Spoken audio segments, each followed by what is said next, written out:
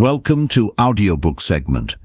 Every story you'll hear is crafted from the ground up, written, produced, and narrated entirely by us.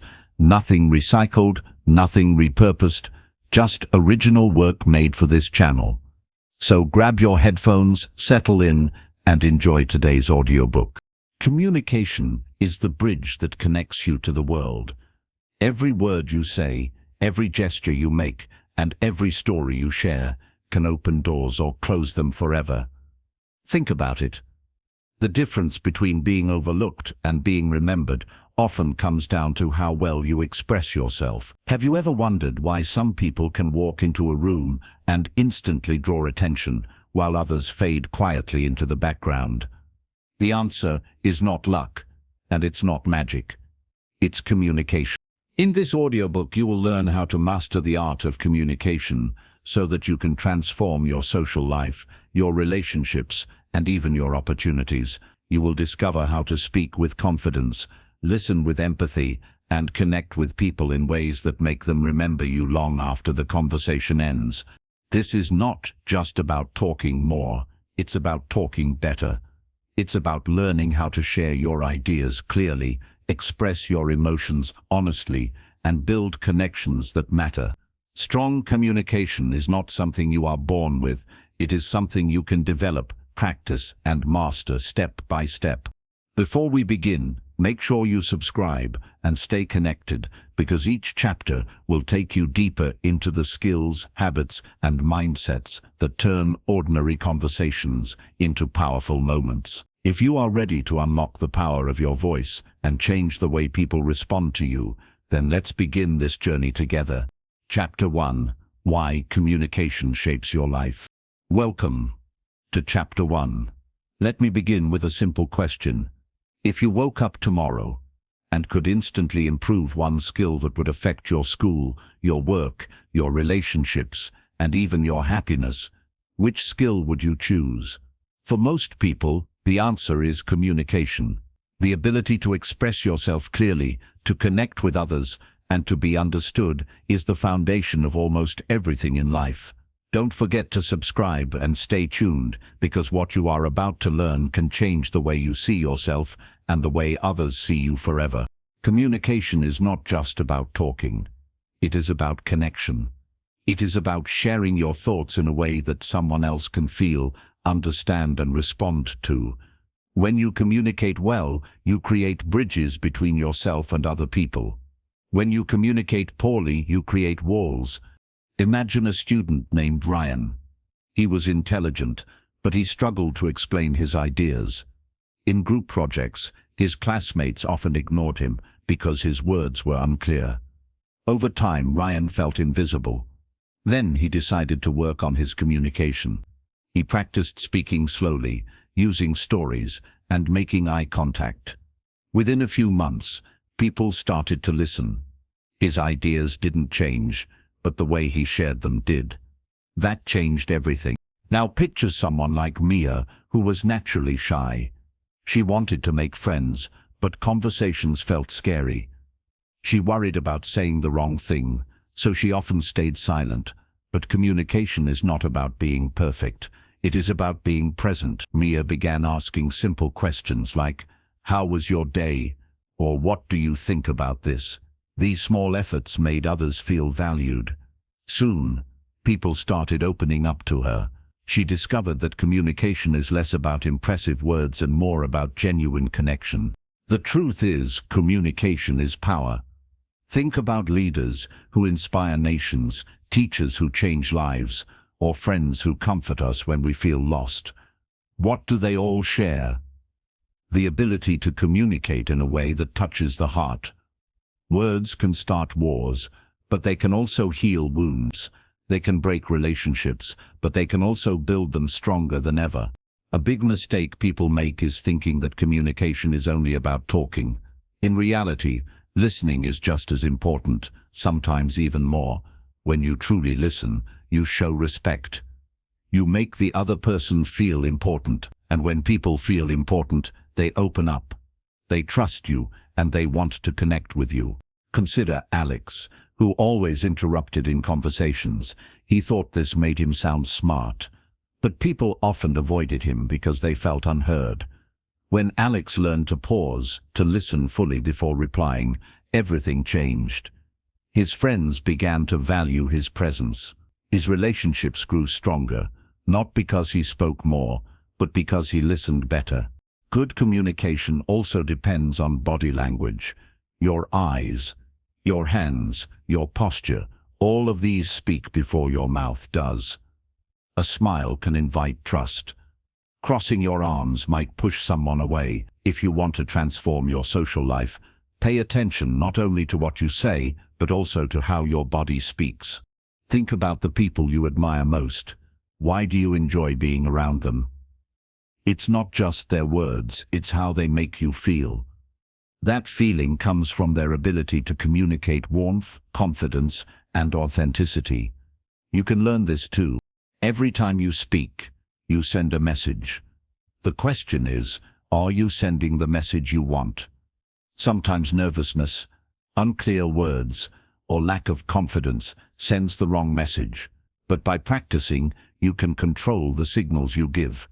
You can learn to project clarity, confidence, and kindness. Communication also opens doors to opportunities. Employers look for people who can explain ideas clearly. Teachers notice students who express themselves. Friends trust those who listen and care. Even in daily life, ordering food, asking for help, meeting someone new, communication shapes how people respond to you. But here is the most important truth. Communication is not a gift you are born with. It is a skill, and like any skill, you can develop it. The more you practice, the better you become. Every conversation is a chance to learn. Every mistake is a lesson. Over time, you will notice that what once felt difficult becomes natural. So as we begin this journey, remember this. Your words matter. Your voice matters. The way you connect with people matters. If you want to transform your social life, you must first understand that communication is not optional. It is essential. It is the foundation of relationships, opportunities, and confidence. As we close this chapter, ask yourself, how do I want people to feel when they talk to me? Do I want them to feel heard, valued, inspired? The answer to that question will guide you as you master communication skills. In the next chapter, we will explore how to overcome the biggest barrier to communication, fear.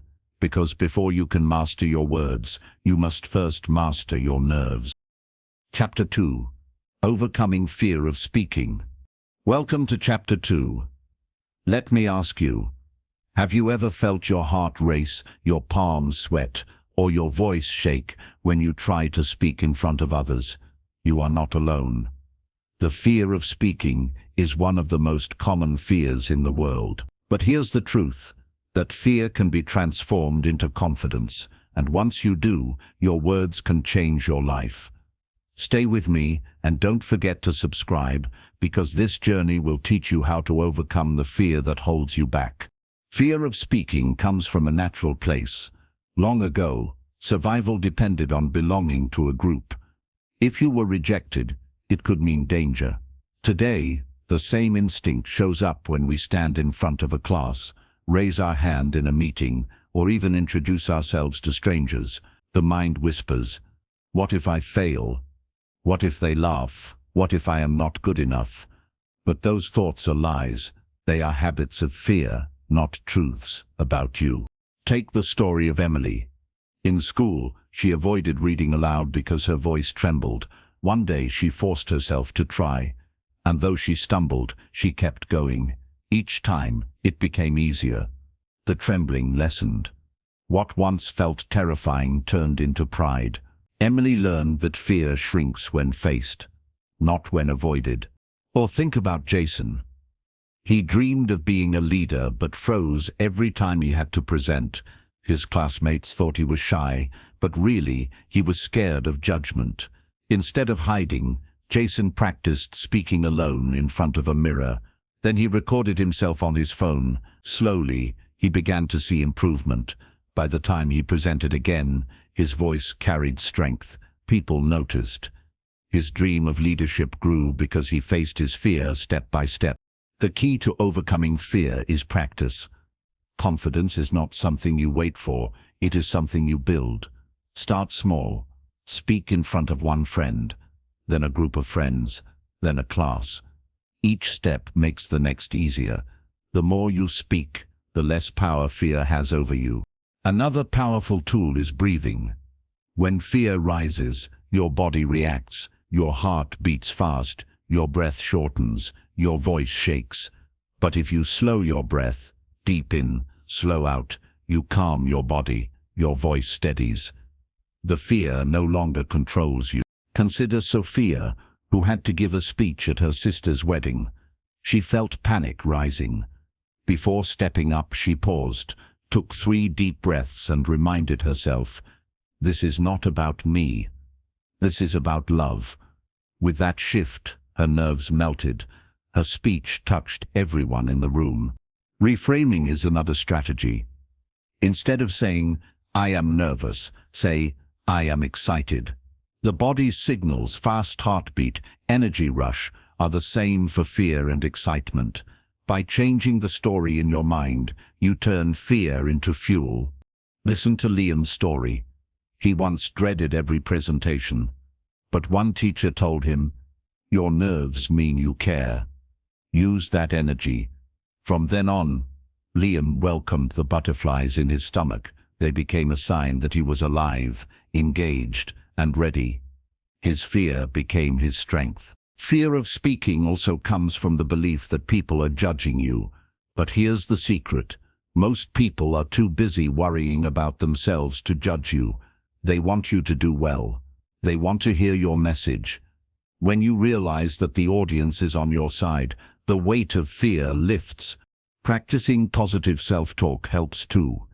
Instead of repeating, "I'll fail, I'll mess up," say, "I am prepared, I am capable, I will do my best." Words shape your feelings, and the words you speak to yourself matter most of all. Remember, perfection is not the goal. Authenticity is. People don't connect with flawless speeches, they connect with real humans who speak from the heart. If your voice shakes, it's okay. If you forget a word, smile and keep going. Your courage will inspire more than your perfection. Think of Daniel, who stuttered as a child. He avoided speaking for years, but when he finally spoke openly about his stutter, people leaned in. They respected his honesty. His weakness became his strength. What he feared most, his voice, became his gift. To overcome fear, surround yourself with practice and support. Join a club, a group, or a class that encourages speaking. Record yourself and track your growth. Celebrate small wins. Each step forward is proof that fear is not stronger than you. At the heart of it, communication is not about impressing others. It is about connecting. When you focus on serving your audience, sharing something useful, uplifting, or kind, fear fades. The spotlight moves from you to the message, and the message matters more than your nerves. So, as you finish this chapter, remember, fear of speaking is normal, but it is not permanent. Every great communicator once felt fear. What made them different is that they did not let fear silence them. They spoke anyway, and with each word they grew stronger. In the next chapter, we will discover how listening, not speaking, is the hidden superpower of communication. Because the best communicators are not those who talk the most, but those who understand the most. Chapter 3, The Power of Listening. Welcome to Chapter 3. Let me start with a truth that might surprise you. The best communicators are not always the ones who speak the most, but the ones who listen the best. Listening is more than staying quiet while someone else talks. It is the act of giving someone your full attention, of making them feel understood and valued. In this chapter, we will explore why listening is your secret weapon in mastering communication. And don't forget to subscribe, because what you are about to learn can transform not only your conversations but also your relationships. When people think about communication, They often imagine talking words, speeches, stories, but real connection begins with listening. Think about it. When was the last time you spoke to someone who made you feel truly heard? Someone who looked you in the eye, nodded, asked questions, and remembered what you said. Didn't that feel powerful? Didn't it make you feel respected? That is the gift of listening. Let's take an example. Sarah was known as a talker. She could speak for hours, but people often avoided long conversations with her. Why? Because she rarely listened. She interrupted, changed the subject, and brought everything back to herself. Over time, she noticed her friendships fading. Then, she made a small change. She practiced listening. She asked her friends questions and focused on their answers. Soon, her relationships grew stronger. People didn't want her just for her words. They valued her for her ears. Another story is about Ben. He was quiet, and some thought he was shy. But when people did talk to him, they felt something special. He didn't rush them. He didn't check his phone. He leaned in, nodded, and sometimes repeated their words to show he understood. People trusted Ben with their secrets and sought his advice. He wasn't the loudest in the room, but he was the most respected. His power came from listening. Listening is powerful because it tells the other person, you matter. Your words have value. I care. And when people feel valued, they open up. They connect. They build trust. But here's the problem. Many of us don't actually listen. We wait for our turn to speak. We think about what we'll say next. We judge or assume. True listening is different. It is not about waiting for silence. It is about being fully present. Think about Emma, who struggled in her friendships. She thought she was a good listener, but she realized she often gave advice before her friends even finished speaking. They didn't want solutions. They wanted to be heard. Once she learned to pause and let them finish, her friendships deepened. Sometimes, listening is not about answering. It's about allowing space. Body language plays a huge role too. If your eyes wander, if you glance at your phone, if you look bored, your words mean nothing. But if your posture leans forward, your eyes focus, and your expression shows care, people feel your presence even without words. Let's explore why listening makes you better at communication. First, it gives you information. The more you listen, the more you understand people, their needs, their fears, their dreams, and the more you understand, the better you can respond. Second, it builds respect. People feel closer to those who listen. It shows humility. It shows that you value others as much as yourself. Third, it prevents conflict. Many arguments grow because people don't listen. They assume, they react, they fight without understanding. But if you stop, listen, and truly hear the other side, solutions appear. Take the story of Daniel and his brother. They argued often, raising voices and slamming doors. One day, Daniel decided to just listen. He let his brother speak fully without interruption. For the first time, his brother felt understood. The fight ended before it started. Listening turned conflict into peace. Even in leadership, listening is a superpower. Great leaders don't just give orders, they listen to their teams. They hear concerns, ideas, and emotions. This makes people feel included and motivated. In school, in work, in friendships, listening makes you memorable. People will forget your exact words, but they will never forget how you made them feel. And feeling heard is one of the most powerful feelings of all. But how do you practice listening? Start with silence. Resist the urge to interrupt. Nod, smile, and show you are paying attention. Ask simple questions like, what happened next? Or how did that make you feel? Reflect their words back. So you felt disappointed when that happened? This shows empathy. Another tip, put away distractions. If someone is sharing something important and you glance at your phone, the message is clear. My phone is more important than you. That destroys trust. But if you put the phone aside and focus, the message becomes, You are important to me. Listening also helps in making friends. People love to talk about themselves. If you ask questions and listen with care, they will enjoy your presence more. You don't need to impress them with stories. Your attention is enough. Finally, remember that listening is not weakness. Some fear that if they listen more, they will seem quiet or passive. But the opposite is true. Listeners hold power. They guide conversations by giving space, by drawing others out, by making people feel safe. So, as we close this chapter, reflect. How often do you truly listen? How often do you put aside your own thoughts to hear someone else's heart? If you want to transform your social life, start by mastering listening. It costs nothing but gives everything. In the next chapter, we will learn about the art of asking questions, because great communicators don't just talk or listen, they ask the right questions that unlock deeper connections. Chapter 4. Asking the right questions. Welcome to Chapter 4. Let me ask you something.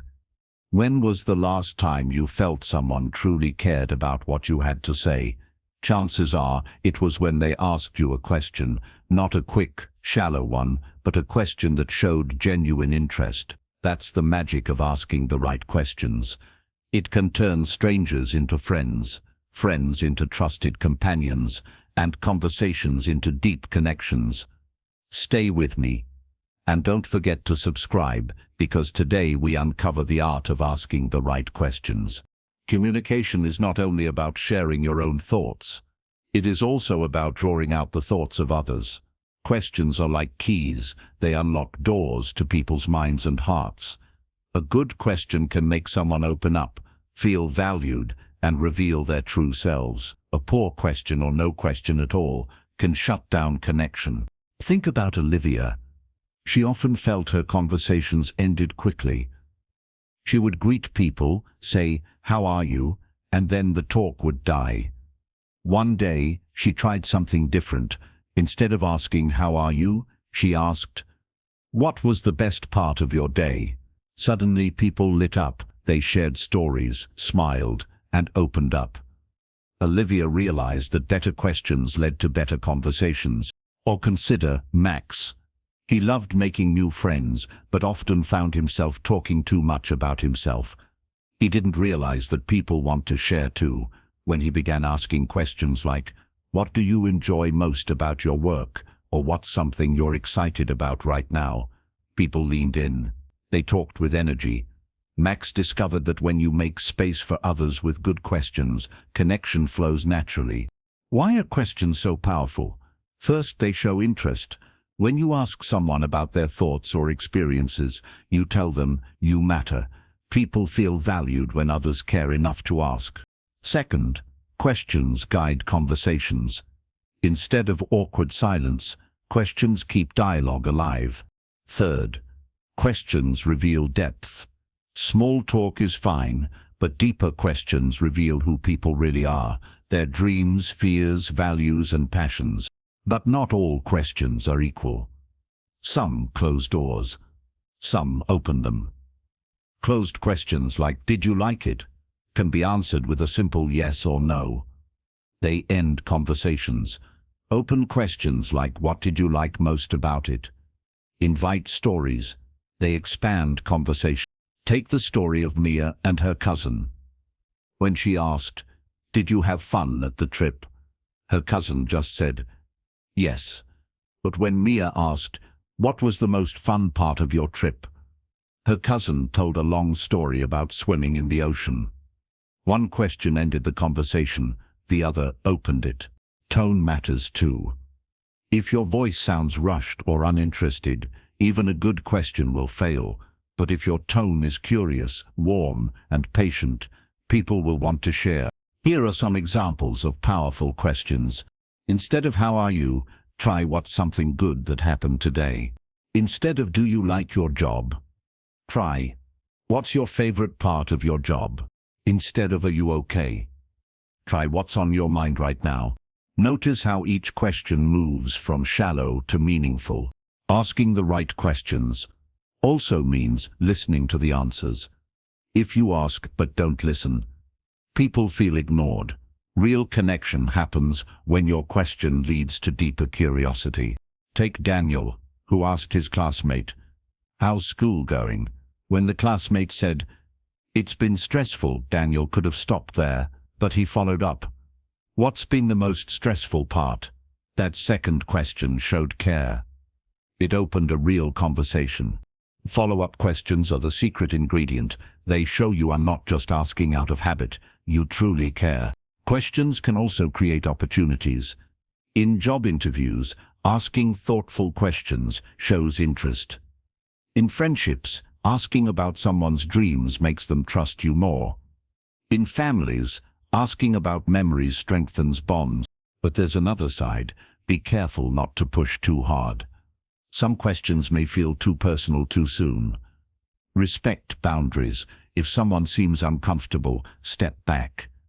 The right question at the wrong time can hurt instead of help. Think about trust as a ladder. At the bottom are simple questions. How's your day? As trust builds, you climb higher. What do you dream of achieving? The higher the trust, the deeper the questions you can ask. Asking questions also improves your learning. Curious people grow faster because they gather knowledge from everyone they meet. If you want to learn something, don't just read books. Ask people. Their experiences are living lessons. Let's look at Sophia. She wanted to become a nurse. Instead of just studying, she asked nurses she met, "What do you wish you knew before starting?" Their answers gave her wisdom that no textbook could provide. One question saved her years of mistakes. So here's the truth. People love to talk about themselves. When you ask thoughtful questions, you give them that chance. And when people feel seen and heard, they remember you. They like you. They trust you. As we close this chapter, ask yourself, what kind of questions do I ask? Do they shut conversations down, or do they open hearts up? If you want to master communication, learn to ask with curiosity, listen with care, and follow up with kindness. In the next chapter, we will explore the art of body language, how your eyes, hands, and posture often speak louder than your words. Chapter 5, Body Language Speaks Louder Than Words. Welcome to Chapter 5. Imagine walking into a room where you don't know anyone. Before you even say a single word, people notice you. They notice the way you walk, the way you hold your shoulders, the way you look at them. Long before you speak, your body has already spoken. This is the silent power of body language, and in this chapter we'll learn how to use it to transform your connections and make every interaction stronger. Think about it. More than half of communication is nonverbal. Words carry meaning, yes, but tone, expression, and posture often tell the real story. When you say "I'm fine" with a smile, it feels believable. But when you say "I'm fine" with slumped shoulders and sad eyes, people know something is wrong. Your body speaks the truth. Let's start with the eyes. Eye contact is one of the most powerful forms of body language. It shows attention, interest, and confidence. When you look someone in the eyes while they speak, you tell them, "I see you. I value you." But there's balance. Too little eye contact feels like disinterest. Too much can feel like staring or aggression. The sweet spot is steady but natural eye contact, with small breaks to avoid tension. Now picture Emma. She used to struggle in social gatherings. She avoided eye contact, looked down at her shoes, and people often ignored her. One day she decided to change. She began practicing eye contact, first with cashiers, then with coworkers, then with friends. Slowly, people began responding differently. They smiled back, they leaned in, they included her. Emma discovered that eye contact was not just looking, it was connecting. Next, let's talk about posture.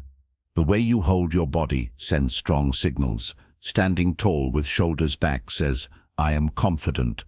Crossing your arms tightly says, "I'm closed off." Leaning slightly forward shows interest. Slouching shows boredom or insecurity. Think about Max. In meetings, he always sat with his arms folded, head down. His boss thought he was uninterested. But Max wasn't bored, he was nervous. When Max practiced sitting upright, unfolding his arms, and nodding occasionally, people started to see him differently. His boss said, "You look more engaged." A simple change in posture changed the way others perceived him. Gestures matter too. Using your hands when speaking adds energy and clarity. A gentle hand movement can emphasize a point, while open palms show honesty. But too many wild gestures can distract. The key is balance. Gestures that match your words and support your message. Facial expressions are another silent language. A warm smile can open doors faster than any words. A frown can close them just as quickly. People are naturally drawn to positive expressions. Smiling tells others you're approachable and safe. Tone of voice is also body language in a way. The rhythm, pitch, and volume of your voice reveal emotion. A calm, steady tone shows confidence. A shaky, rushed tone shows nervousness. You don't have to sound perfect, you just need to sound sincere. Here's something important. Your body language must match your words. If you say, "I'm happy to be here," but look tense and stiff, people won't believe you. But if your words and body match, trust grows. Let's look at Sarah. She was giving a presentation at school. Her words were strong, but her body betrayed her. She kept fidgeting, avoiding eye contact, and speaking too fast. Her classmates felt disconnected. Later, she practiced aligning her words with her posture, standing tall, pausing, and smiling. The next time, people leaned in and clapped warmly. They believed her because her body and words worked together. Body language also helps you read others. If someone leans forward, they're engaged. If they cross arms, they may feel defensive. If they glance at their watch, they may be bored. Reading these cues helps you adjust your approach. Consider Daniel at a party. He was telling a story but noticed his listener kept glancing at the door. Instead of continuing, Daniel stopped and asked, "Am I keeping you from something?" The person laughed and said, "I'm just waiting for my ride." Daniel's awareness of body language saved him from misunderstanding. Mirroring is another powerful tool. When you subtly match someone's posture, gestures, or tone, they feel more comfortable with you. It creates a sense of similarity, but it must be natural, not forced. Too much mirroring feels fake. For example, when James was interviewing for a job, he noticed the interviewer leaning slightly forward and speaking calmly. James mirrored the posture and tone. The interviewer felt at ease, and James got the job. It wasn't manipulation, it was connection. Personal space is also body language. Standing too close can feel invasive, while standing too far can feel distant. Pay attention to comfort zones. Respecting personal space shows care and awareness. And remember, silence is also communication. Pausing, nodding, or simply being present can be more powerful than rushing to fill the air. So how do you master body language? Practice. Start small. Next time you talk to a friend, notice your posture. Next time you meet someone new, focus on your eye contact. Gradually, these habits will become natural. Think of body language as music. Your words are the lyrics, but your body is the melody. If the melody and lyrics don't match, the song feels wrong. But when they blend, the song is beautiful. As we close this chapter, ask yourself, what message does my body send before I even speak? Is it open, warm, and confident, or closed, tense, and unsure? Remember, people don't just hear you, they see you. And what they see can either build trust or break it. In the next chapter, we'll dive into the skill of active listening, how hearing others fully can transform not just conversations, but entire relationships. Chapter 6, The Art of Active Listening. Welcome to Chapter 6. Let me ask you a question. How often do you really listen to someone without planning what to say next, without distractions, without checking your phone? Active listening is one of the most powerful tools in communication, yet most people rarely practice it. In this chapter, we will explore how to listen actively, how it strengthens relationships, and how it makes you unforgettable to others. Don't forget to subscribe, because learning to listen can transform every conversation you have. Listening is more than just hearing words. It is about understanding the meaning, feeling, and intention behind them. Active listening is about being fully present, noticing emotions, and responding with care. When done well, it can make people feel seen, heard, and respected. Let's take the story of Alex. He often found his friendships shallow because people never seemed to connect with him deeply. Then he started practicing active listening. He stopped interrupting, maintained eye contact, and reflected back what he heard. So you felt nervous before the game. People were amazed at how much he remembered and understood. Slowly, his relationships deepened. Active listening made people trust him and seek his company. Active listening has 3 main steps. First, focus fully on the speaker. Give your attention entirely. Put your phone away, make eye contact, show through your posture and facial expressions that you are present. Second, reflect and clarify. Summarize or paraphrase what the speaker said to make sure you understand. It sounds like you were frustrated when that happened. This shows that you are listening, not just hearing. Third, respond thoughtfully. Don't rush to give advice or share your own story immediately. Respond with empathy. Ask thoughtful questions, or simply acknowledge their feelings. That must have been difficult. Consider Mia, who was talking to her classmate about a tough day. Instead of saying, "I know exactly how you feel," she asked, "What made it so challenging?" Her classmate opened up completely. By listening actively, Mia built trust and connection. Active listening also helps in resolving conflicts. When people feel heard, tension decreases. Arguments often escalate because people feel ignored, but when one side listens genuinely, the other side calms, and solutions emerge.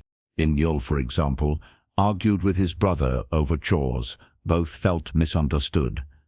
Instead of yelling, Daniel paused and listened. He reflected back, "I hear that you feel it's unfair to do all the dishes." His brother felt acknowledged. The argument ended in cooperation instead of resentment. Non-verbal cues are essential in active listening. Nodding, leaning slightly forward, maintaining eye contact, and using facial expressions convey empathy. Silence can also be powerful. Pausing before responding shows thoughtfulness. Active listening is not easy. It requires patience and practice. Your mind naturally wants to plan what to say next, but the secret is to quiet that inner voice. Focus on understanding first, responding second. Let's talk about curiosity. Active listening works best when you are genuinely curious. Ask open-ended questions like, "How did that make you feel?" or "What was the most surprising part?"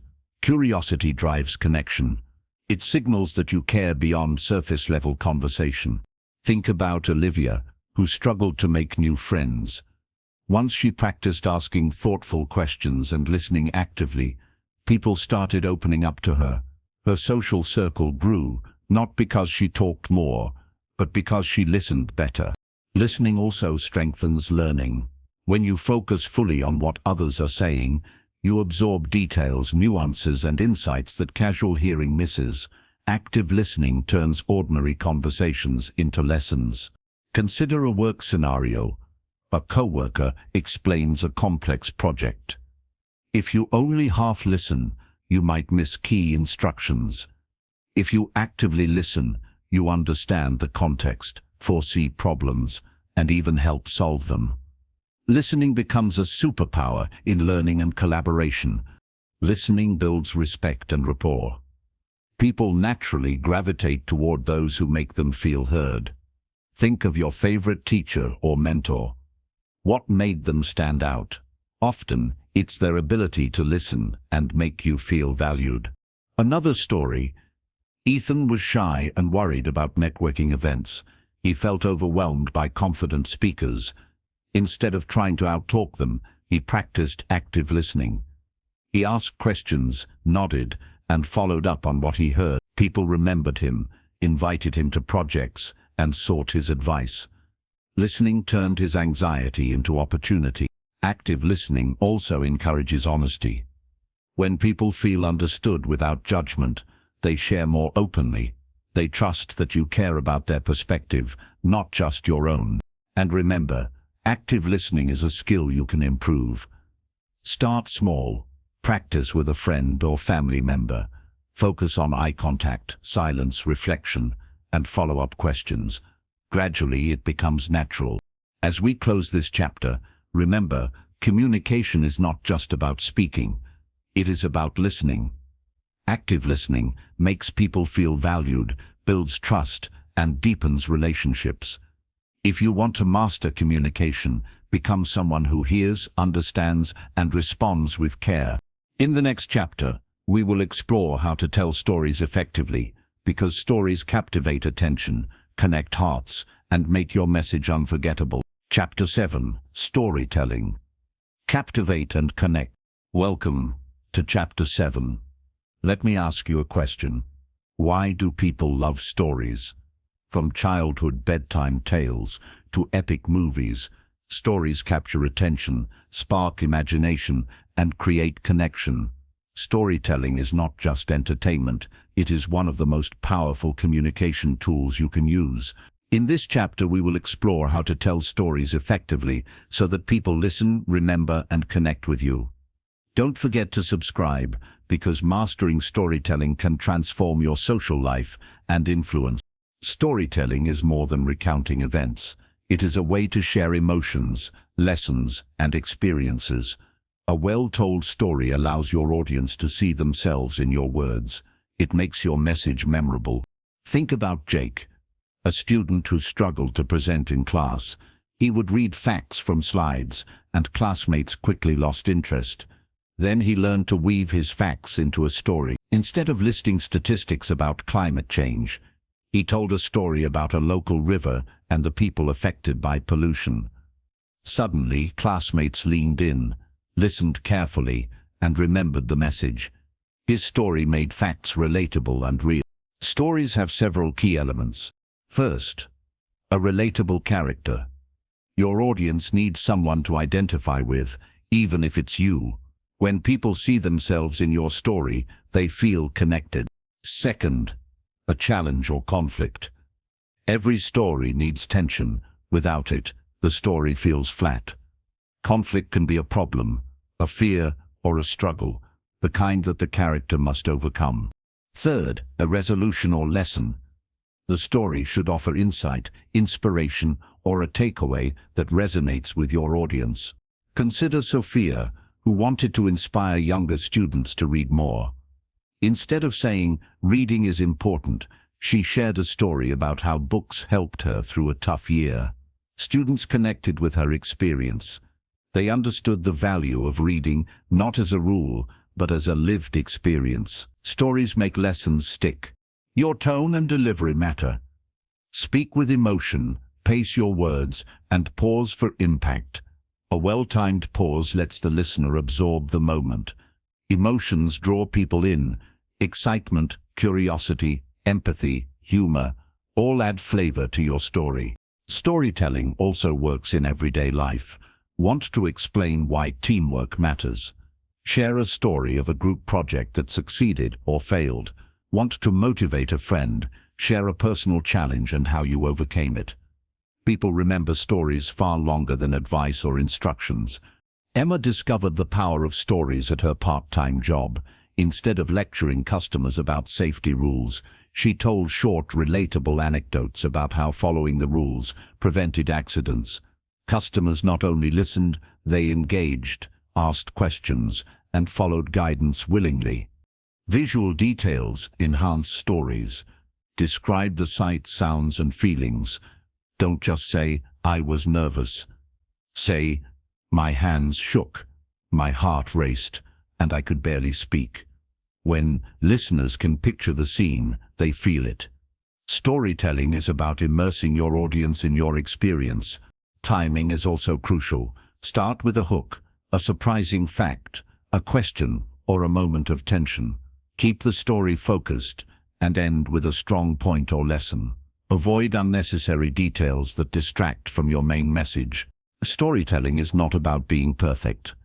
Imperfections make you human and relatable.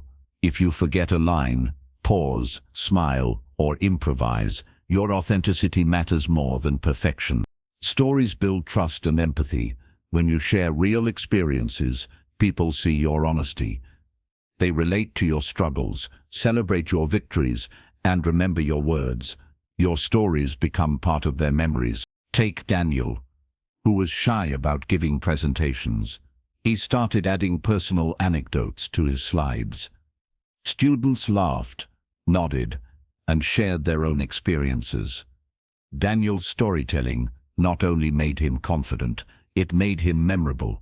Even short conversations benefit from stories. A quick story in a discussion can explain your point clearly, lighten the mood, or create connection. People enjoy listening to stories more than lectures or instruction. Ask yourself, what story can you share today? It could be a personal lesson, a funny moment, a challenge you overcame, or an insight you gained. Stories give your words power, presence, and influence. Finally, remember, storytelling is a skill you can develop. Start small. Tell one short story a day. Notice how people respond. Gradually, your ability to capture attention, inspire, and connect will grow. As we close this chapter, reflect. How can you use stories to make your conversations more engaging, memorable, and meaningful? Storytelling is not just a tool, it is the bridge between your words and people's hearts. In the next chapter, we will explore how to speak with confidence. Because even the best stories lose power if they are delivered without belief in your own voice. Chapter 8. Speak with confidence. Own your voice. Welcome to Chapter 8. Let me ask you a question. When you speak, do you feel sure of yourself? Or does doubt creep in, making your voice shaky or soft? Confidence is not about being loud or aggressive. It's about believing in what you say and conveying it clearly. In this chapter, we'll explore how to speak with confidence so your words carry weight, authority, and authenticity. Don't forget to subscribe, because mastering confident communication can change the way people respond to you forever. Confidence in communication starts inside your mind. If you doubt your words, your body will betray you. Your posture slumps, your hands fidget, and your voice trembles. The first step is to believe in your right to speak. You have ideas, insights, and feelings that matter. When you own that truth, everything else becomes easier. Take the story of Emily. She was nervous presenting in front of her class. Her knees shook, and her voice was barely audible. Instead of avoiding the challenge, she prepared thoroughly, practiced in front of a mirror, and reminded herself, I have something valuable to share. On the day of the presentation, she stood tall, spoke clearly, and made eye contact. Her classmates listened. Her confidence grew. Posture matters. Stand tall, shoulders back, feet planted firmly. Open gestures signal openness and self-assurance. Avoid crossing arms or fidgeting. It sends signals of insecurity. Even if you don't feel confident yet, your body can fake it until your mind follows. Voice control is key. Speak clearly at a moderate pace and vary your tone. Avoid rushing or speaking too softly. Pauses are powerful. They give weight to your words and allow your audience to absorb your message. Consider Max, who struggled to assert himself in meetings. He often mumbled or spoke too fast. By practicing slow, deliberate speech and emphasizing key points, people started listening more closely. His words now carried authority, simply because he learned to control his voice. Preparation builds confidence. When you know your material, you worry less about mistakes. Plan what you want to say, rehearse it, and anticipate questions. Knowledge reduces fear, and confidence thrives in preparation. Confidence is also about embracing imperfection. You don't need to be flawless. People respond to authenticity, not perfection. If you stumble, pause, smile, And continue. Your willingness to speak despite fear demonstrates true courage. Another essential element is eye contact. Looking at people while you speak shows assurance. Avoiding eye contact signals uncertainty, but balance is crucial. Too much staring can feel intimidating. Aim for natural, steady connection. Active listening supports confidence. When you respond to others based on what they actually say, your words feel more grounded. You're not guessing, you're engaging. This alignment makes your speech confident and relevant. Let's look at Liam. He feared giving presentations because he thought he might be judged. He started small, talking in groups, practicing sentences, and gradually expanding.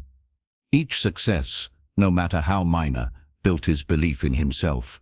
By the time he spoke to larger audiences, he owned his voice. Confidence also comes from mindset.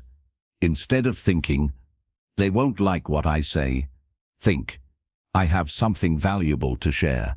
Replace self-doubt with curiosity about the interaction. When your focus shifts from yourself to the connection, your nervousness diminishes. Storytelling can enhance confidence too.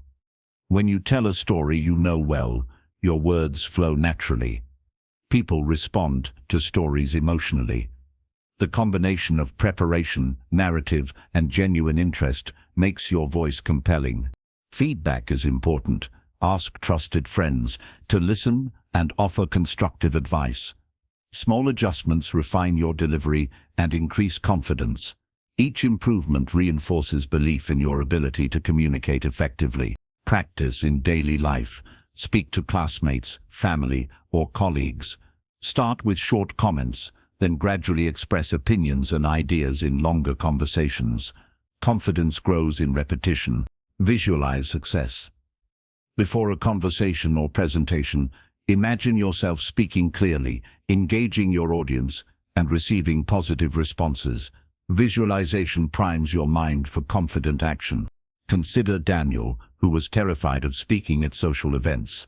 He visualized successful conversations, then practiced them in low-pressure situations. Soon, he noticed people responding warmly. His confidence became contagious, and his social life transformed. Finally, remember, confidence is not arrogance. Speaking with confidence is about clarity, presence, and respect. It is the bridge that allows your words to influence, inspire, and connect. As we close this chapter, ask yourself, how can I step into my voice today? How can I speak not only to be heard, but to connect, inspire, and lead? Confidence is a skill, and every conversation is an opportunity to practice. In the next chapter, we will explore the art of persuasion, how to influence others positively and communicate your ideas effectively. Chapter 9, The Art of Persuasion. Welcome to Chapter 9. Let me ask you a question. Have you ever wanted someone to understand your point of view, agree with your idea, or take action because of what you said? That's persuasion. Persuasion is not manipulation. It is the skill of influencing others respectfully and effectively. In this chapter, we will explore how to persuade with integrity, build trust, and communicate ideas so that people are more likely to listen and respond. Don't forget to subscribe, because mastering persuasion can amplify your communication skills in every area of life. Persuasion begins with understanding. Before you can influence someone, you must understand their needs, values, and perspective.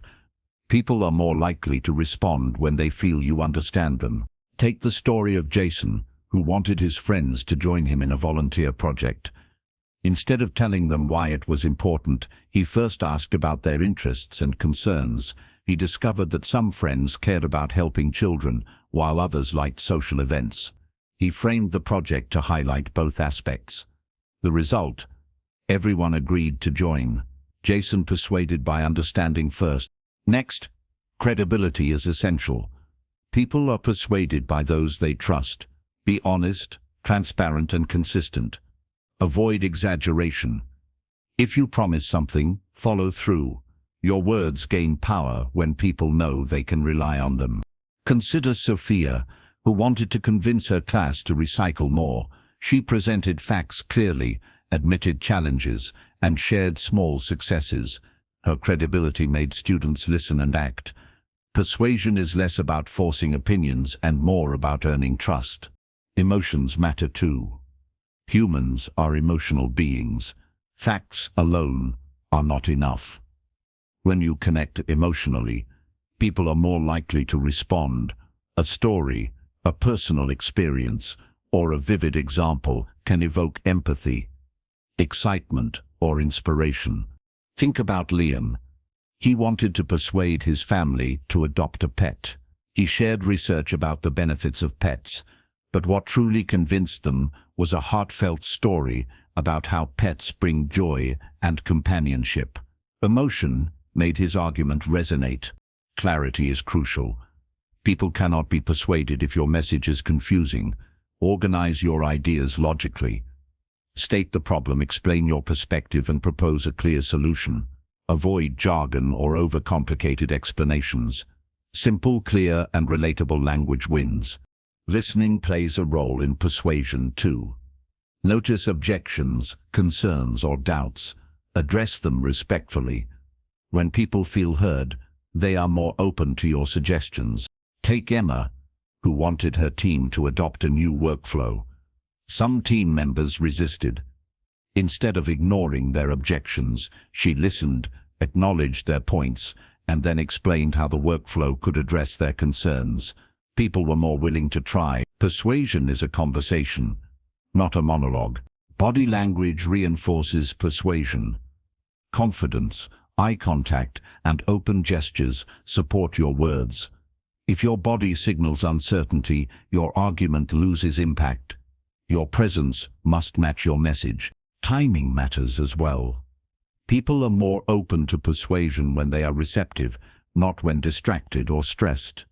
Observe moods and choose the right moment to present your ideas. Another tip: provide social proof. People are influenced by others' actions. Mention examples, testimonials, or stories of those who benefited from your idea. This builds trust and demonstrates value. Ethics are key. Persuasion is not about tricking or manipulating. Influence responsibly. Your goal is mutual benefit, not exploitation. Ethical persuasion builds lasting relationships. Consider Daniel, who wanted to convince his friends to exercise more. Instead of guilt-tripping them, he invited them to join fun activities, shared small successes, and encouraged them. His ethical approach inspired action without resentment. Confidence reinforces persuasion. When you believe in your idea and communicate it clearly, others are more likely to believe it too. Your confidence inspires trust. Practice makes perfect. Start small. Persuade a friend to try a new restaurant or join an activity. Notice which techniques work, which fail, and adjust. Gradually, you will learn to persuade in larger, more meaningful ways. Finally, remember, persuasion is about connection. It is about understanding, honesty, emotion, clarity, and timing. When you mine these elements, your words become powerful tools for positive influence. As we close this chapter, ask yourself, how can I present my ideas in a way that others will not only understand, but feel compelled to support? Persuasion is the bridge between communication and action. In the next chapter, we will explore building lasting relationships through communication, because influence is most meaningful when it strengthens bonds over time. Chapter 10: Building Lasting Relationships Through Communication. Welcome to Chapter 10. Let me ask you this: what makes a relationship strong, meaningful, and lasting? It's not luck, it's communication. How you listen, speak, respond, and connect determines the depth and durability of every relationship. In this chapter, we'll explore practical ways to build lasting relationships through the art of communication. Don't forget to subscribe, because mastering these skills will enhance every connection in your life. Communication is the backbone of relationships. It allows people to understand each other, share experiences, and build trust. Without it, Even the strongest bond can weaken. The first step is presence, being fully attentive when someone is speaking. Give your undivided attention and show that their words and feelings matter. Consider Emily, who noticed her friendships were fading. She started making small changes, putting her phone away during conversations, maintaining eye contact, and responding thoughtfully. Slowly, her friends felt valued and reconnected. Presence, even in small doses, strengthens bonds. Active listening is crucial. Remember what we discussed in earlier chapters. Reflecting, clarifying, and showing empathy transforms ordinary conversations into meaningful connections. People remember not just what you say, but how you make them feel. Think about Jason. He had a coworker who always complained, but rarely felt heard. Jason began listening carefully, acknowledging her frustrations and asking thoughtful questions. His genuine attention made her trust him. They eventually became close colleagues, collaborating more effectively. Listening builds respect, loyalty, and long-term bonds. Consistency is key.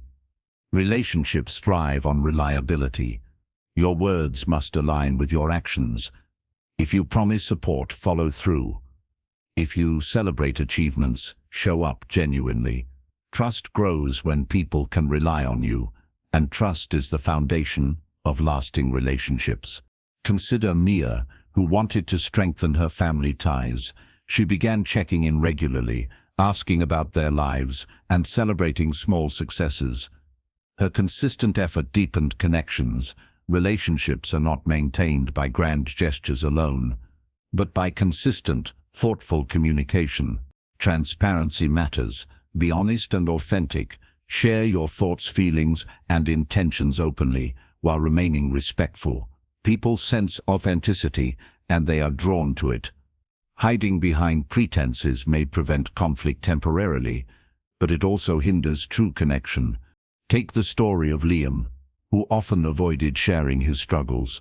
Friends felt distant, sensing a barrier.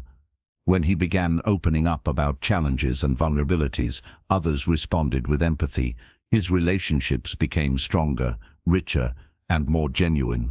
Conflict resolution is another crucial skill. Disagreements are inevitable, but how you handle them defines the relationship. Approach conflicts calmly, listen actively, and seek understanding before responding. Avoid blame. Instead, focus on shared goals and solutions. Daniel learned this with his best friend. They had frequent arguments about plans. Instead of letting anger take control, Daniel paused, listened to his friend's concerns, and proposed compromises. Over time, their disagreements became opportunities to strengthen trust rather than weaken it. Empathy is central to lasting relationships.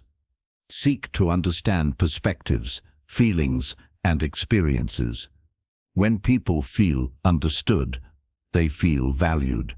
Empathy is expressed through words, tone, and actions. Simple phrases like "I understand how you feel" or "that sounds challenging" can reinforce emotional connection. Storytelling strengthens bonds too. Sharing personal experiences, lessons, or humorous anecdotes fosters relatability. People remember shared stories and feel closer to those who express themselves authentically. Nonverbal communication supports relationships.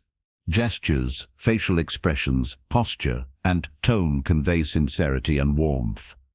Smile, nod, and maintain open body language to reinforce trust and connection. Consider Sophie, who wanted to make new friends at college. By combining attentive listening, empathy, and expressive body language, she quickly formed strong, lasting friendships. Her peers felt seen, understood, and valued. Follow-up is essential. After conversations or meetings, check in, offer support, or acknowledge achievements. Small actions communicate care and thoughtfulness. Relationships flourish when people feel noticed and appreciated. Mutual respect is the cornerstone. Value opinions, experiences, and boundaries. Recognize differences without judgment. Respectful communication fosters trust, reduces conflict, and nurtures connection. Finally, invest time. Relationships are not built overnight. They require ongoing attention, patience, and effort. Consistent communication, combined with empathy and respect, turns casual connections into lifelong bonds. As we close this chapter, reflect: how can you strengthen your relationships today? How can your words, presence, and actions deepen trust and connection?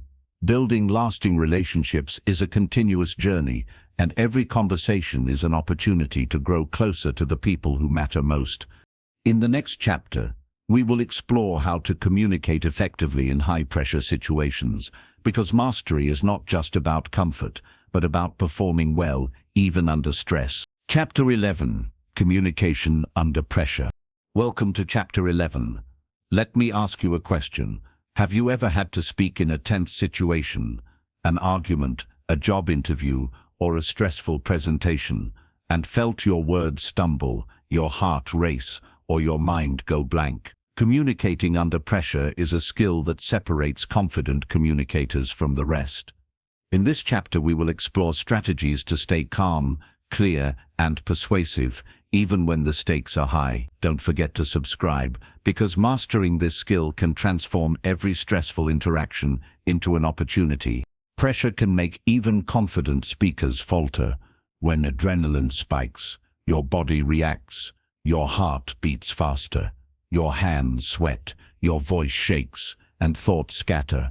Recognizing these signs is the first step toward managing them. Awareness allows you to regain control instead of reacting impulsively. Consider Emily, who had to present a major project to her class. She felt panicked, thinking she might forget her points. Instead of succumbing to fear, she took a deep breath, focused on her key message, and began. By staying present and taking control of her body and mind, she delivered her presentation clearly and confidently. Preparation is essential. Knowing your material, anticipating questions, and practicing responses reduces anxiety. When you are prepared, your mind can focus on connection and delivery rather than worrying about what to say. Max faced high-pressure situations at work when presenting to senior managers. Initially, he stumbled and forgot details. Then he began rehearsing, visualizing the meeting, and preparing key points. On the day of the meeting, he remained calm, confident, and articulate. Preparation turned fear into performance. Breathing techniques are powerful tools under pressure. Deep, slow breaths reduce tension, slow your heart rate, and calm the mind. When Max felt anxious, he practiced 4-4-4 breathing. Inhale for 4 counts, hold for 4, exhale for 4. This simple technique grounded him before speaking. Positive self-talk also helps. Replace thoughts like "I'll mess up" with "I am ready" and "I can handle this." Your inner dialogue shapes your confidence. Words you say to yourself impact how your body and mind respond. Active listening remains crucial under pressure. In tense conversations, focus on understanding the other person rather than reacting immediately. Paraphrase their concerns, so you're saying that the deadline is the main challenge. This demonstrates calmness, attentiveness, and control. Consider Daniel, who often got defensive during heated debates.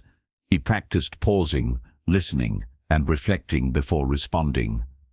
His calm approach reduced conflict and allowed more productive discussions.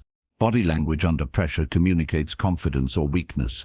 Stand tall, maintain open gestures, and avoid fidgeting. Eye contact conveys assurance. Even if you feel nervous, confident posture reassures your audience and strengthens your own mind. Storytelling is also effective. When presenting under pressure, anecdotes or examples make your message relatable and less abstract. People connect with stories emotionally, which reduces tension and builds trust. Managing emotions is key.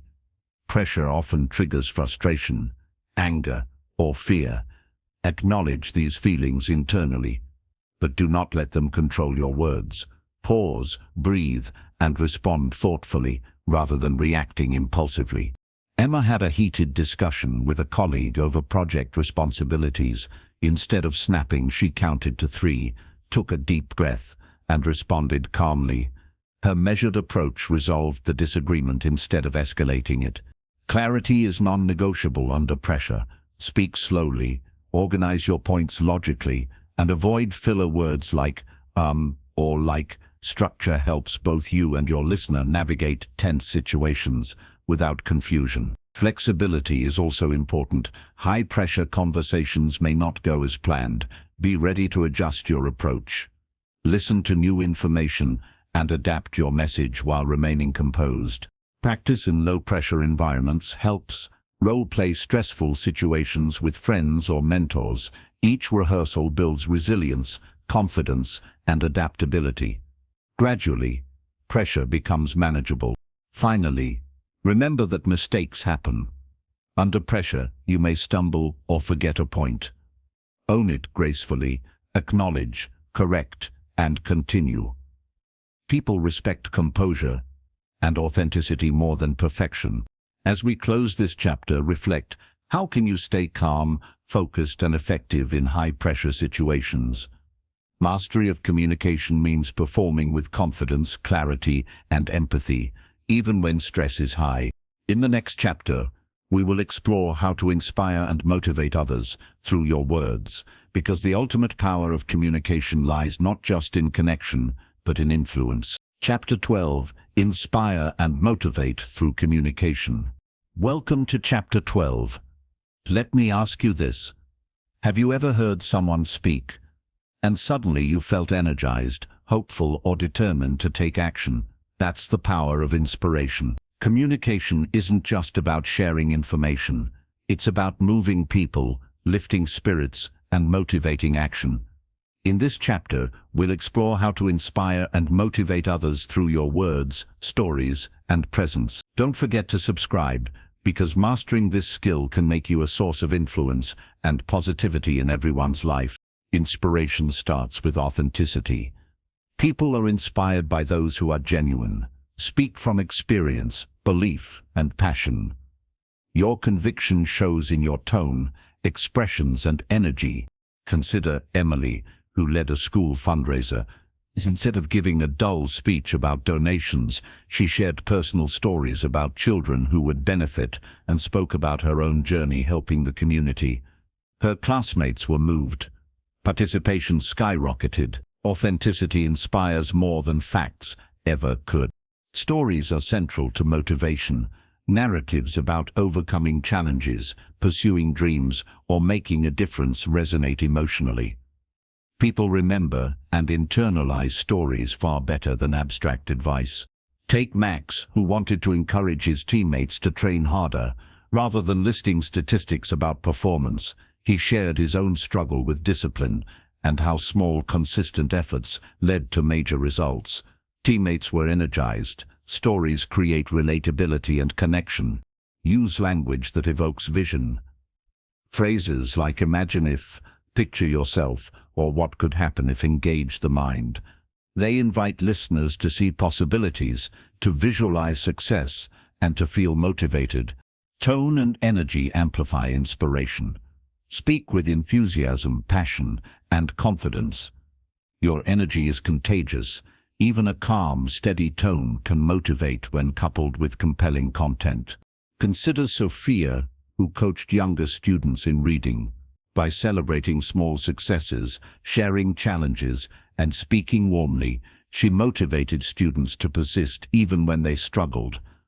Positive reinforcement combined with encouraging language fosters motivation. Empathy strengthens inspiration. Understand your audience's challenges, fears, and aspirations.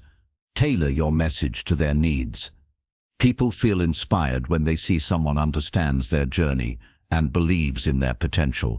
Daniel once encouraged a shy friend to join a debate club by acknowledging his fears, sharing stories of his own nervousness, and offering guidance. Daniel motivated his friend to step out of his comfort zone.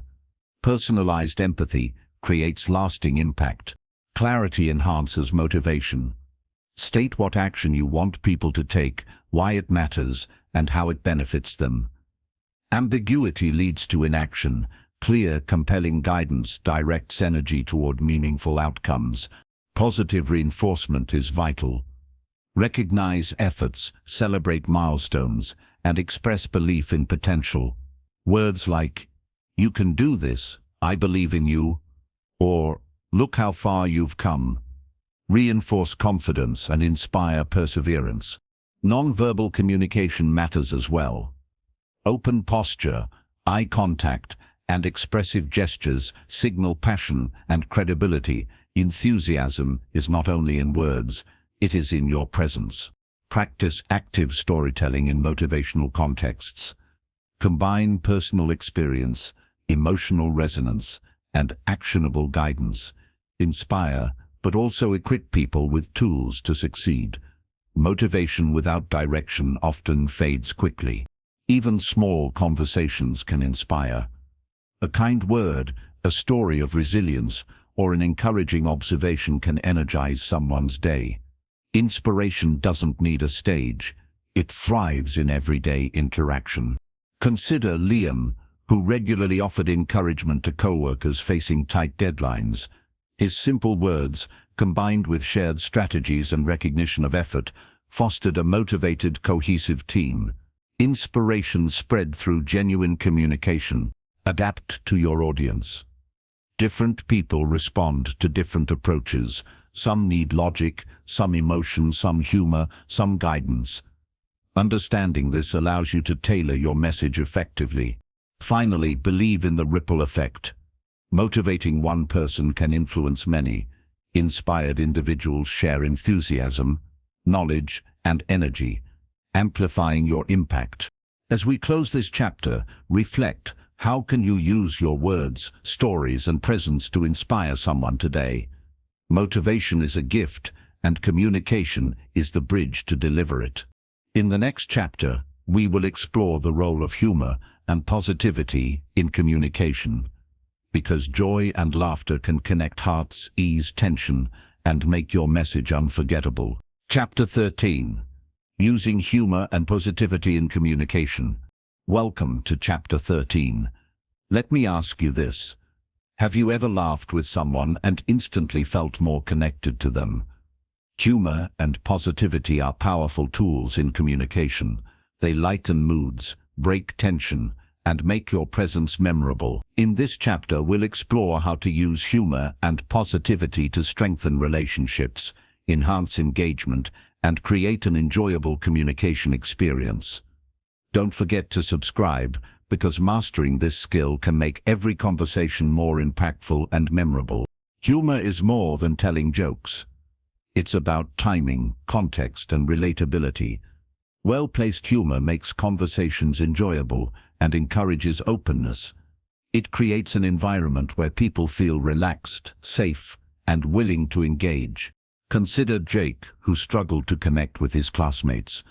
During group discussions, he started making light, relevant observations, funny comments about shared experiences. People started listening, smiling, and including him more. Humor opened doors that seriousness alone could not. Positivity is equally important. People are naturally drawn to those who uplift them. Positive language, encouragement, and enthusiasm make interactions more engaging and memorable. Positivity is not about ignoring challenges. It's about framing situations constructively and focusing on solutions rather than complaints. Emma, for example, led a project team. Instead of scolding mistakes, she highlighted progress, offered encouragement, and celebrated small wins. Her positive approach inspired the team to work harder and remain motivated, even under pressure. Humor strengthens connection. Shared laughter creates bonds quickly. When you laugh together, trust and rapport grow. But be mindful. Humor should never be at someone else's expense. Respect and sensitivity are essential. Consider Max, who used self-deprecating humor in meetings. By laughing at minor personal mistakes, he eased tension, humanized himself, and encouraged others to share freely. Humor that includes, not excludes, builds connection. Positivity also involves recognizing effort and celebrating success. Simple phrases like "great job," "I appreciate your help," or "you handled that really well" reinforce confidence and strengthen relationships. People remember how you made them feel more than what you said. Timing and context matter. Humor and positivity must fit the situation. In serious discussions, a poorly timed joke can backfire. In casual or stressful settings, a positive comment or light humor can shift mood and enhance receptivity. Tone and delivery enhance both humor and positivity. A relaxed, sincere, and warm tone communicates friendliness. Over-exaggerated or forced humor feels inauthentic. People respond to natural expression. Consider Sophia, who often facilitated team workshops. By integrating light anecdotes, encouraging remarks, and playful examples, she kept participants engaged, relaxed, and responsive. Humor and positivity increased participation and collaboration. Body language supports humor and positivity. Smile, maintain open gestures, and use expressive facial cues. Nonverbal cues reinforce the emotion and make your communication feel genuine. Humor and positivity also enhance persuasion. People are more receptive to ideas when they are relaxed and enjoying the interaction. A light, positive approach creates openness and willingness to consider your perspective. Practice is key. Observe how others use humor and positivity effectively. Experiment in low-stakes situations. Notice reactions, adjust delivery, and find your style.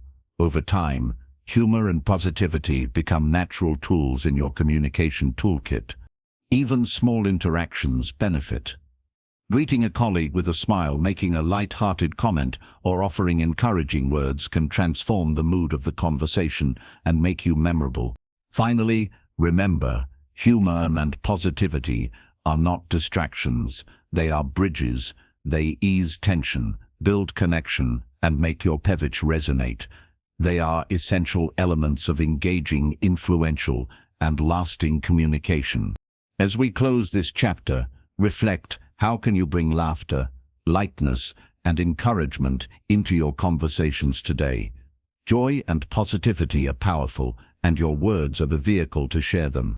In the next chapter, we will explore mastering difficult conversations, because even challenging interactions can be navigated gracefully with the right communication skills. Chapter 14. Mastering Difficult Conversations. Welcome to Chapter 14. Let me ask you this. Have you ever dreaded talking to someone because the conversation might be tense, awkward, or confrontational? Difficult conversations are inevitable, whether it's addressing conflicts, giving feedback, or discussing sensitive topics. How you handle them determines the outcome and the strength of your relationships. In this chapter, we'll explore how to navigate difficult conversations with confidence, clarity, and empathy. Don't forget to subscribe, because mastering this skill can transform challenging situations into opportunities for growth and connection. The first step in any difficult conversation is preparation. Know what you want to say, why it matters, and the outcome you hope for. Anticipate the other person's perspective and possible reactions. Preparation reduces anxiety and keeps you focused. Consider Emily, who needed to talk to a roommate about shared chores. Instead of approaching the conversation impulsively, she wrote down her points and practiced expressing her feelings calmly. The conversation went smoothly, and both agreed on a fair solution. Preparation created clarity and reduced tension. Next, start with empathy. Acknowledge the other person's perspective before presenting your own. People are more receptive when they feel understood. Phrases like "I see that this is important to you" or "I understand why you feel that way" build rapport and ease defensiveness. Daniel had to give feedback to a coworker about missed deadlines. He began the discussion by recognizing the coworker's efforts and challenges, then shared his observations constructively. The coworker was receptive, and their working relationship improved. Empathy softens resistance. Use "I" statements instead of "you" statements. Saying "I felt concerned" when avoids blaming language and encourages open dialogue. It keeps the focus on your experience and promotes cooperation rather than conflict. Tone and body language matter greatly. Speak calmly, maintain open gestures, and avoid crossing arms or fidgeting. Non-verbal cues communicate respect and intent. A composed presence reassures the other person and sets a collaborative tone. Timing is crucial. Choose a moment when both parties are calm and able to focus. Avoid initiating difficult conversations when emotions are high or distractions abound. The right timing increases the likelihood of a constructive outcome. Active listening remains essential. Pay attention to the other person's words, emotions, and non-verbal cues. Reflect, paraphrase, and clarify. Listening demonstrates respect and ensures that both sides feel heard. Take the example of Max, who had a conflict with a friend over a miscommunication. By actively listening, summarizing the friend's points, and responding thoughtfully, Max resolved the issue without escalating tension. Focus on solutions, not blame. Shift the conversation from what went wrong to what can be done next. Encourage collaboration and problem-solving. This approach reduces defensiveness and promotes mutual understanding. Consider Sophia, who mediated a disagreement between two team members. Instead of dwelling on past mistakes, she guided the discussion toward actionable solutions and future improvements. The team left with clear agreements and improved trust. Emotional regulation is key. Difficult conversations often trigger anger, frustration, or defensiveness. Pause, breathe, and respond thoughtfully. Avoid reacting impulsively and maintain composure throughout. Confidence supports effectiveness. Speak clearly, stay grounded in your message, and maintain a calm tone. Confidence combined with empathy creates authority without intimidation. Follow up after the conversation. Check in, clarify outcomes, and show continued support. This reinforces trust and ensures that the conversation leads to positive, lasting results. Practice is essential. Start with lower-stakes difficult conversations and gradually handle more complex scenarios. Each experience builds skill, resilience, and confidence. Finally, remember, difficult conversations are opportunities, not threats. They allow you to clarify misunderstandings, strengthen trust, and foster deeper relationships. Handling them with preparation, empathy, clarity, and composure turns challenges into growth. As we close this chapter, reflect. How can you approach challenging conversations in a way that strengthens relationships rather than creating conflict? Difficult conversations mastered are stepping stones to exceptional communication. In the next chapter, we will explore integrating all communication skills into everyday life, because mastery comes when your skills become seamless and natural in every interaction. Chapter 15: Integrating Communication Skills into Daily Life. Welcome to Chapter 15, the final chapter of this audiobook. Let me ask you this. Have you ever learned a skill but struggled to apply it consistently in your everyday life? Communication mastery is not just about knowing techniques. It's about seamlessly integrating them into your daily interactions. In this chapter, we will explore how to combine all the skills you've learned: active listening, storytelling, confidence, persuasion, relationship building, humor, positivity, and managing difficult conversations into a cohesive approach that transforms your social life. Don't forget to subscribe, because this final step is where real change happens. Integration begins with awareness. Observe how you communicate in different situations, with friends, family, colleagues, or strangers. Notice what works, what feels natural, and where improvement is needed. Awareness is the foundation for consistent growth. Consider Emily, who practiced active listening, confident speaking, and storytelling individually. She realized her conversations sometimes lacked empathy or positivity. By reflecting on her habits, she began integrating all skills consciously. Gradually, her interactions became more balanced, engaging, and impactful. Start small. Apply one skill at a time in everyday scenarios. For example, practice active listening during family meals, use storytelling in work presentations, or apply humor and positivity in casual chats. Repetition strengthens habits and builds automaticity. Max focused on integrating persuasive techniques with empathy. Instead of delivering facts coldly, he now considered the audience's perspective, used stories to illustrate points, and engaged with warmth. His professional and personal relationships strengthened remarkably. Consistency is key. Communication skills improve when practiced daily. Even brief interactions are opportunities to apply what you've learned. Gradually, these skills become natural rather than forced. Combine skills strategically. Confidence enhances storytelling, which strengthens persuasion. Active listening supports relationship building, and positivity amplifies influence. Each skill reinforces the others when applied thoughtfully. Consider Daniel, who had learned conflict management and motivational communication. By integrating these, he could handle heated discussions calmly while inspiring others to collaborate. His social and professional life improved because he used multiple skills in harmony. Self-reflection is essential. After conversations, reflect on what went well and what could improve. Ask yourself, did I listen actively? Did I respond with empathy? Did I inspire or motivate? Reflection helps identify strengths and areas for growth. Adaptation matters. Different situations and people require nuanced approaches.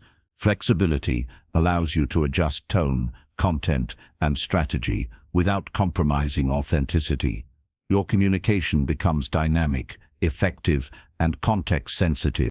Consider Sophia, who interacted with students, colleagues, and community members daily.